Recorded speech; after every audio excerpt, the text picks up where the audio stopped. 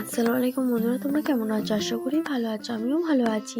চলো আমি আজকে দেখাবো দই কাতলা দিয়ে পোস্ত দিয়ে রেসিপি। চলো সেটাই দেখানো যাক।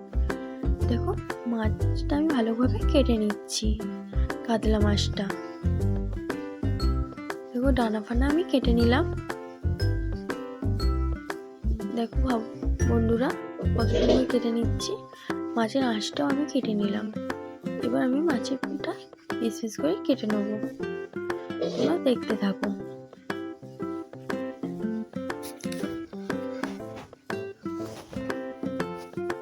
তোমরা বন্ধুরা যখন কাটবে সাবধানে কাটবে। আমি কিন্তু কাটতে পারি বলে আমি কাটলাম, নাহলে তোমরা দোকানে কেটে নেবে।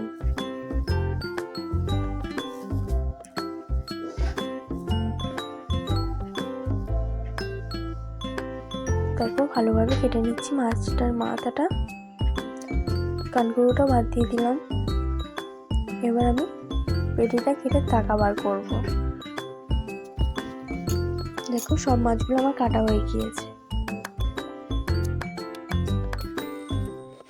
এবার আমি ধুয়ে নেবো। ধুয়ে নেওয়ার পরে দেখতেই তো পাচ্ছ পুরো পরিষ্কার হয়ে গিয়েছে মাছটা। এবার আমি নুন আর লঙ্কার গুঁড়ো আর হলুদ দিয়ে ভালোভাবে মাখিয়ে নেব। মাখিয়ে নেওয়ার পরে কড়াই তেল দিয়ে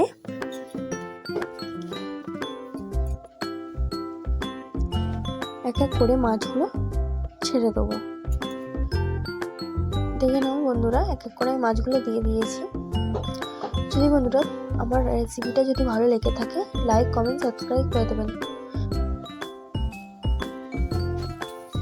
বন্ধুরা, তোমাদের জন্যই সব কিছু হচ্ছে, কমেন্ট করতে ভুলবেন না কিন্তু। দেখো, কড়াইয়ের মধ্যে দিয়ে দিলাম তেল, গরম মশলা, তেজপাতা, শুকনো লঙ্কা, পেঁয়াজ দিয়ে দিলাম।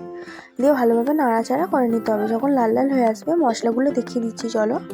লঙ্কার গুঁড়ো, হলুদ, জিরে গুঁড়ো, ধনে গুঁড়ো, নুন আর আদা রসুন পেস্ট দিয়ে দিলাম। অনেক পরিশ্রম করে বানাচ্ছি বন্ধুরা, তোমরা লাইক আর সাবস্ক্রাইব করতে ভুলবেন না। আর যদি ভালো লেগে থাকে কমেন্ট করবেন। দেখো, আমার তোমাদের সঙ্গে কথা বলতে বলতে আমার মশলাটা হয়ে গিয়েছে, তেলও ছেড়ে গিয়েছে। ছেড়ে পরে এবার দইটা ফাটিয়ে রেখেছিলাম, সেই দইটা এক বাটি দিয়ে দেবো। দেখো কত সুন্দর ফেটে গিয়েছে, পুরো একদম মাখনের মতন হয়ে গিয়েছে। এবার দেখো দিয়ে দিলাম। একটু কিন্তু ঢেলা ঢেলা নেই, ভালো করে নাড়াচাড়া করে নিতে হবে। তারপর দিয়ে দেবো পোস্ত কাজু। পোস্ত কাজুটা বাটাটাও দিয়ে দিলাম। ভালোভাবে নাড়াচাড়া করে নিতে হবে।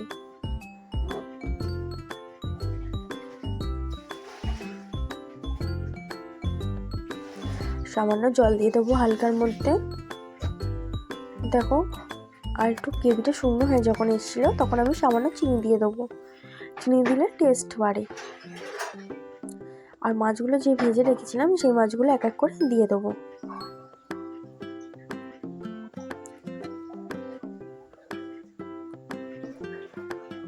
দেখো, সব মাছগুলো আমি এক এক করে দিয়ে দিচ্ছি। তাও হয়ে গিয়েছে। এবার আমি এক বাটি জল দিয়ে দেবো, বেশি নয়, শুধু এক বাটি, কেন একটু গ্রেভি হবে, বেশি ফোটাবো না। এবার আমি 2 মিনিটের জন্য আমি চাপা দিয়ে রাখবো। 2 মিনিট যখন হয়ে যাবে তখন আমি খুলে দেবো। দেখো কত সুন্দর হয়ে গিয়েছে, ঝোলটাও ফুটে গিয়েছে। আর একটু যখন গ্রেভিটা শুকনো হয়ে যাবে তখন আমি একটা পাত্রেতে ঢেলে নিলাম। আমার তো ভালো লেগেছে, তোমাদের কেমনি লাগে?